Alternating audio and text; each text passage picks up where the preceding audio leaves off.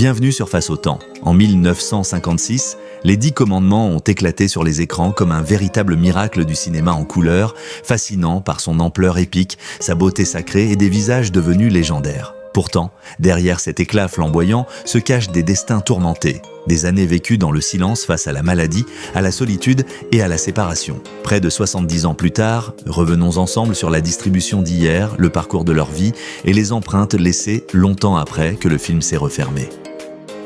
Charlton Heston a laissé une empreinte immortelle en incarnant Moïse, l'une des figures les plus grandioses du cinéma épique. Il est né le 4 octobre 1923 à Evanston, dans l'Illinois, aux États-Unis, et avait 33 ans lorsqu'il endossa ce rôle mythique à l'apogée de sa carrière. À l'écran, Heston retrace le parcours extraordinaire de Moïse, passant du statut de puissant prince d'Égypte à celui de prophète investi d'une mission sacrée, guidant le peuple juif à travers la mer Rouge avec une prestance solennelle et une voix grave, profonde et pleine d'autorité. Au cours d'une carrière artistique exceptionnelle, il remporta l'Oscar pour Ben-Hur, reçut plusieurs Golden Globes et fut consacré comme une légende du Hollywood classique. Il s'est éteint le 5 avril 2008 à l'âge de 84 ans, après de longues années de lutte contre les complications de la maladie d'Alzheimer, laissant derrière lui un héritage cinématographique immense et irremplaçable.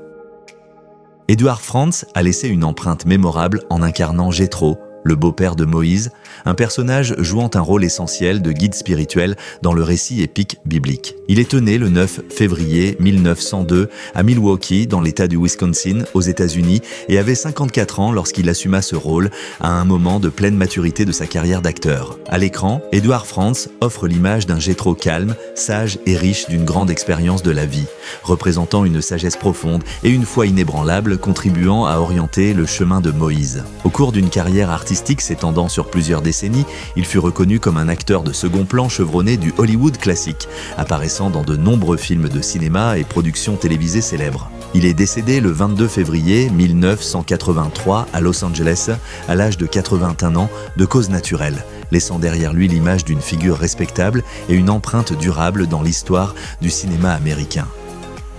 Yul Brynner a fortement marqué les esprits en incarnant Ramsès II, le pharaon d'Égypte orgueilleux et ambitieux, principal adversaire de Moïse dans le récit épique. Il est né le 11 juillet 1920 à Vladivostok en Russie et avait 36 ans lorsqu'il endossa ce rôle, à une période où sa forme et sa personnalité artistique atteignaient leur pleine acuité. Avec son regard froid, son port autoritaire et une interprétation d'une grande intensité intérieure, Brynner a donné vie à un Ramsès à la fois cruel et tragique, rendant le personnage profondément marquant et inoubliable. Il remporta un Oscar pour The King and I, plusieurs prestigieux Tony Awards et devint une icône mondiale grâce à son image emblématique de crâne rasé. Yul Brynner est décédé le 10 octobre 1985 à l'âge de 65 ans des suites d'un cancer du poumon, laissant un héritage artistique d'une influence considérable.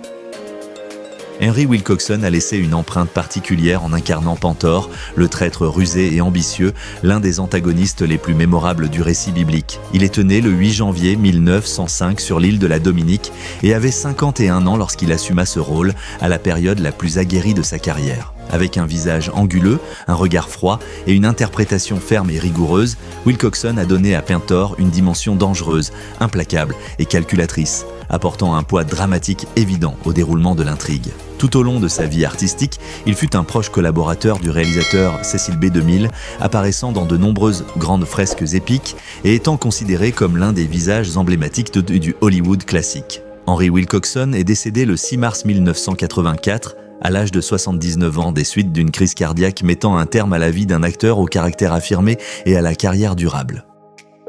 Anne Baxter a laissé une empreinte inoubliable en incarnant Néfertiri, la princesse égyptienne belle, fière et profondément tourmentée, une femme déchirée entre l'amour et le pouvoir. Elle est née le 7 mai 1923 à Michigan City, dans l'État de l'Indiana, aux États-Unis, et avait 33 ans lorsqu'elle endossa ce rôle, à une période d'épanouissement, tant sur le plan de la beauté que de la profondeur de jeu. Avec un regard intense et une allure véritablement royale, Anne Baxter a insufflé vie à une Néfertiri à la fois séduisante et tragique, devenant l'un des points forts émotionnels de la fresque épique. Au cours d'une carrière prestigieuse, elle remporta l'Oscar à seulement 20 ans pour The Razor's Edge, ainsi que de nombreuses autres nominations de haut rang, affirmant son statut de grande star du Hollywood classique. Anne Baxter est décédée le 12 décembre 1985, à l'âge de 62 ans, des suites d'un anévrisme cérébral, laissant derrière elle une image éclatante et pleine de vitalité dans l'histoire du cinéma.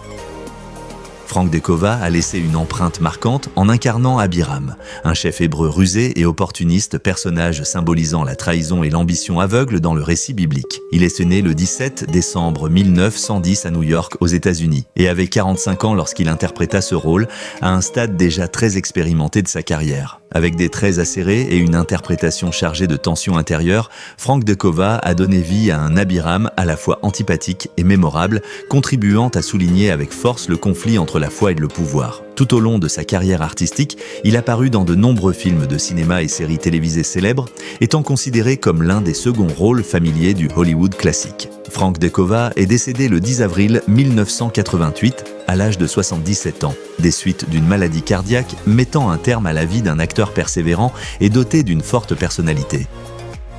Edward J. Robinson a fortement marqué les esprits en incarnant Dathan, un personnage rusé, acerbe et constamment opposé à Moïse, un antagoniste doté d'une grande profondeur psychologique. Il est né le 12 décembre 1893 à Bucarest, en Roumanie, et avait 62 ans lorsqu'il endossa ce rôle, à une période tardive mais encore pleine de maîtrise et d'autorité artistique dans sa carrière. Avec un regard aussi tranchant qu'une lame et une voix immédiatement reconnaissable, Robinson a fait de Dathan une figure inoubliable, à la fois détestable et chargée d'une forte intensité dramatique. Tout au long de sa brillante carrière, il fut considéré comme une icône du cinéma de gangsters hollywoodien, notamment grâce à Little Caesar, et reçut un Oscar d'honneur de l'Académie pour l'ensemble de sa contribution au 7e art. Edward J. Robinson est décédé le 26 janvier 1973, à l'âge de 79 ans, des suites d'un cancer de la vessie, laissant derrière lui un héritage cinématographique immense et une influence durable.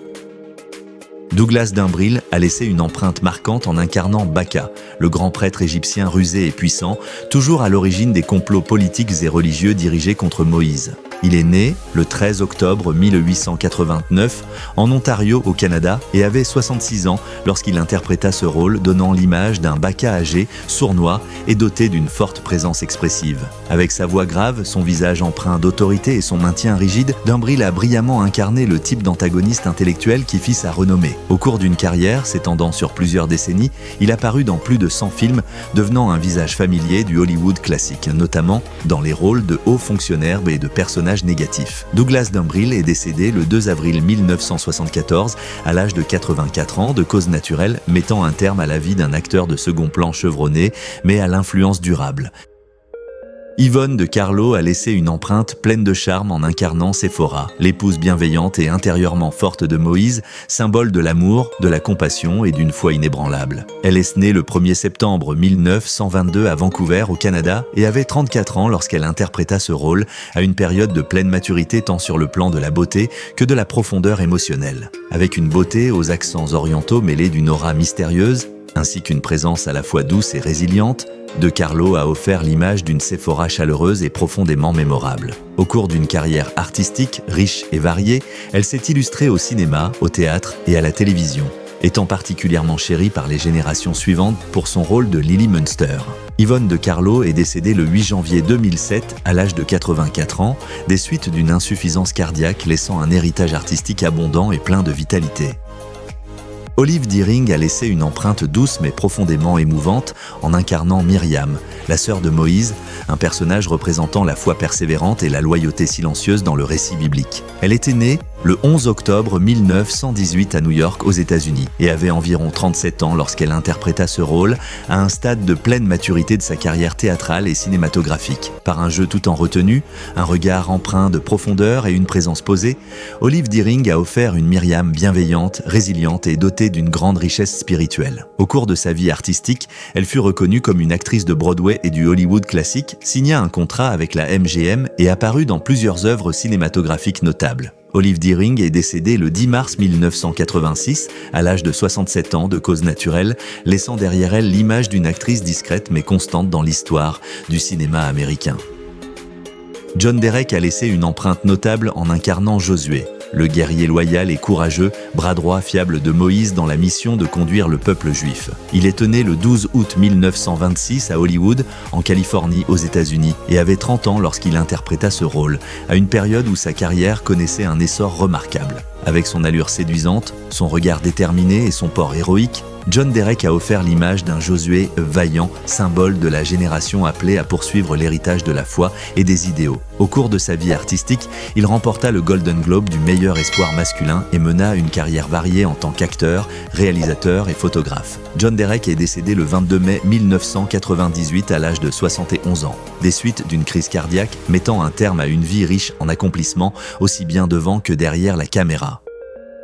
Cédric Hardwicke a apporté une profondeur solennelle en incarnant Séti Ier, le pharaon vieillissant mais expérimenté, père de Ramsès, figure placée entre la tradition du pouvoir et les bouleversements imminents. Il est né le 19 février 1893 à Lee, dans le Worcestershire, en Angleterre, et avait 63 ans lorsqu'il interpréta ce rôle, à un moment culminant de sa maîtrise théâtrale et cinématographique. Avec sa voix grave et résonnante, son allure aristocratique et un jeu d'une grande finesse, Hardwicke a dépeint Séti comme le symbole d'un ordre ancien en train de vaciller. Tout au long de sa carrière prestigieuse, il apparut dans des centaines de pièces de théâtre et de films, reçut une nomination aux Oscars et fut anobli, Sir, par la couronne britannique. Cédric Hardwicke est décédé le 6 août 1964, à l'âge de 71 ans, des suites d'un cancer, laissant derrière lui un héritage artistique d'une élégance et d'une rigueur exemplaires. Nina Foch a laissé une empreinte d'une grande finesse en incarnant Bithia, la fille du pharaon qui sauva et éleva Moïse dès son plus jeune âge, symbole d'une compassion capable de transcender le pouvoir et les préjugés.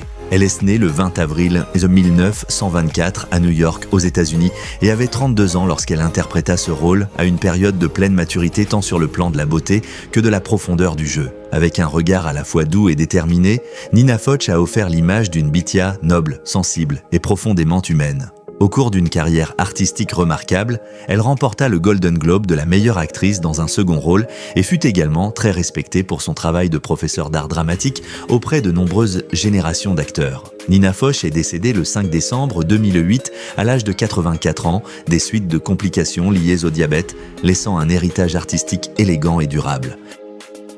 Martha Scott a laissé une empreinte profondément émouvante en incarnant Jochebed, la mère animée d'une foi profonde et d'un esprit de sacrifice silencieux de Moïse, symbole d'un amour maternel résistant à l'adversité. Elle est née le 22 janvier 1912 à Jamesport, dans le Missouri aux États-Unis, et avait 44 ans lorsqu'elle interpréta ce rôle à une période de pleine maturité de sa maîtrise théâtrale et cinématographique. Avec un regard empreint de gravité, une voix chaleureuse et un jeu tout en retenue mais chargé d'émotion, Martha Scott a offert l'image d'une mère courageuse, laissant une résonance puissante malgré un temps de présence limité à l'écran. Au cours d'une carrière brillante, elle fut nommée à l'Oscar pour Our Town, remporta le prestigieux Tony Award et s'imposa comme une figure respectée de Broadway et du Hollywood classique. Martha Scott est décédée le 28 mai 2003 à l'âge de 91 ans, de cause naturelle, laissant derrière elle l'image d'une artiste exemplaire, d'une grande profondeur et d'une grande dignité.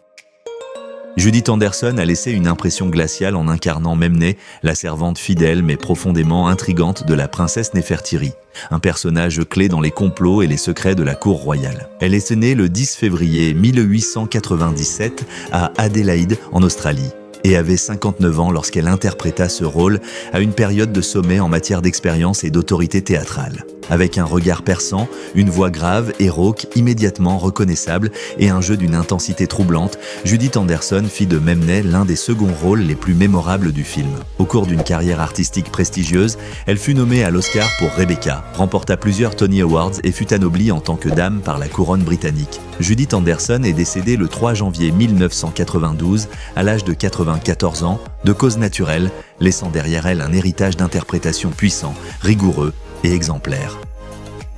Vincent Price a laissé une empreinte particulière en incarnant Baka, le grand prêtre égyptien tout-puissant, figure du pouvoir religieux, des intrigues et de l'opposition souterraine à Moïse.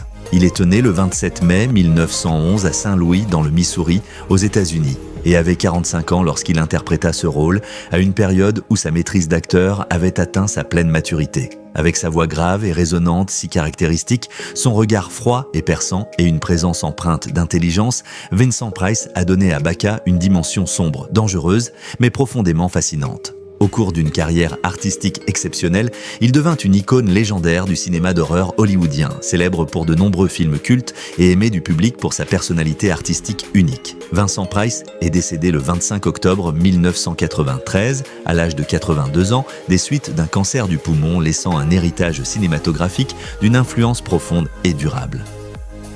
John Carradine a apporté une profondeur grave et méditative en incarnant Aaron, le frère dévoué et la voix porte-parole de Moïse, symbole de la foi, de la patience et d'une loyauté indéfectible. Il est né le 5 février 1906 à New York, aux États-Unis, et avait 50 ans lorsqu'il interpréta ce rôle, à une période de pleine maturité marquée par une grande expérience et une forte intensité de jeu. Avec sa voix puissante, son allure classique et une interprétation fortement empreinte de théâtralité, Carradine a façonné un Aaron présenté comme un pilier spirituel discret mais indispensable. Au cours d'une carrière artistique monumentale, il fut l'un des acteurs les plus polyvalents d'Hollywood, apparaissant dans des centaines de films de cinéma, de productions télévisées et de pièces de théâtre, tout en posant les fondations de la célèbre dynastie Carradine. John Carradine est décédé le 27 novembre 1988, à l'âge de 82 ans, des suites de complications liées à la vieillesse, laissant un héritage durable et une influence profonde dans l'histoire du spectacle. Debra Paget a laissé une impression marquante en incarnant Lilia, une jeune esclave belle et pure au destin tragique, devenue un point d'ancrage émotionnel au cœur des déchirements entre l'amour et le pouvoir. Elle est née le 19 août 1933 à Denver, dans le Colorado, aux États-Unis, et avait environ 22 ans lorsqu'elle interpréta ce rôle à un stade très précoce de sa carrière où elle sut déjà briller par sa beauté immaculée et son regard chargé d'émotion. Avec une présence douce et une interprétation alliant jeu dramatique et sens du mouvement, Debra Paget s'imposa rapidement comme une icône de la beauté hollywoodienne des années 1950. Elle apparut dans de nombreux films épiques et d'aventures et partagea notamment l'affiche avec Elvis Presley. Aujourd'hui, âgée de 92 ans, elle s'est retirée depuis longtemps du grand écran, mais demeure dans la mémoire du public comme une figure d'une grande pureté et d'une profonde tonalité tragique du cinéma classique. Et voici le voyage du temps, là où l'éclat de la scène s'estompe peu à peu, mais où la mémoire ne s'efface jamais. Les visages d'autrefois, certains disparus, d'autres vivant encore dans le souvenir, ont tous laissé une empreinte irremplaçable dans l'histoire du cinéma. Face au temps ne se contente pas de raconter l'histoire de rôles mythiques, c'est aussi un hommage rendu à des vies entièrement consacrées à l'art. Merci de nous avoir accompagnés et à très bientôt pour un nouveau voyage à rebours dans le temps.